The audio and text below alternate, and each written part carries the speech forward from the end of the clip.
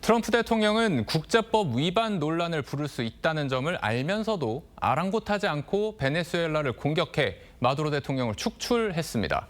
트럼프 대통령의 노림수는 뭔지 뉴스더에서 김자민 기자와 더 짚어보겠습니다. 김 기자, 트럼프 대통령이 다른 주권 국가의 정권을 축출하는 이런 군사작전을 감행한 배경이 뭡니까? 네, 트럼프 대통령은 국제법을 신경 안 쓰는 걸로 보면 될 것 같습니다. 기자회견에서도 국제법에 대한 언급은 일체 없었는데요. 과거 대통령들의 사례는 공격의 명분이 된 것으로 보입니다.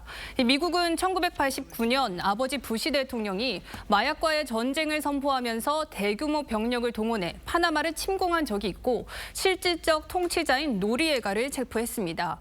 오바마 전 대통령은 파키스탄 영토 주권을 침범해 9.11 테러 주범인 오사마 빈 라덴을 사살했습니다. 과거 정부에서도 국제법을 위반한 전례가 있기 때문에 국내외 비판을 방어할 수 있다고 확신한 것으로 보입니다. 그런데 이게 결국엔 중국 견제의 일환이다, 이런 해석이 있습니다. 이게 왜 그런 겁니까? 네, 오늘 기자회견에서 트럼프 대통령은 이런 말을 했습니다. Furthermore, under the now deposed dictator Maduro, Venezuela was increasingly hosting foreign adversaries in our region. The American dominance in the Western Hemisphere will never be questioned again. 네, 직접적으로 중국을 언급하지는 않았지만 마두로 정권이 끌어들였다는 적대적 외세는 중국을 지칭한 것이라는 분석입니다. 베네수엘라의 최대 원유 수출국이 중국입니다. 중국은 베네수엘라에 대출을 해준 뒤 원유로 갚게 하는 방식을 통해 저렴한 원유를 확보해왔습니다.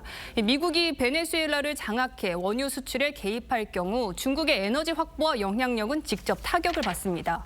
반면에 미국의 이번 공격은 중국이 대만을 침공할 수 있는 명분이 될 수 있다는 분석도 나오고 있습니다. 트럼프 대통령의 표면적인 공격 이유는 마약 근절인데 이 베네수엘라의 석유에도 관심이 많은 것 같습니다. 네, 손해보는 거래는 하지 않는 트럼프 대통령 특유의 사업가 기질이 다시 한번 나온 것으로 보면 될 것 같습니다. 미국 기업들이 베네수엘라의 망가진 석유 기반 시설을 복구하면 베네수엘라 국민들도 경제적인 혜택을 받을 것이란 논리를 펼치고 있는데요. 제일 중요한 건 수익 일부를 미국이 가져가겠다는 겁니다. 미국은 2000년대 베네수엘라가 석유 산업을 국유화하면서 몰수당한 미국 석유 기업 자산을 회수하는 것이란 명분을 세우고 있습니다. 그런데 이번 군사작전이 북한에 주는 어떠한 메시지도 있겠습니까? 네, 김정은 위원장도 마두로 대통령이 축출되는 과정을 봤기 때문에 변칙적인 트럼프 대통령과 보험성 미북 정상회담을 조금 더 적극적으로 고려할 수 있다는 관측이 나오긴 합니다. 다만 북한이 베네수엘라와 뚜렷한 구별점은 핵무기가 있다는 겁니다.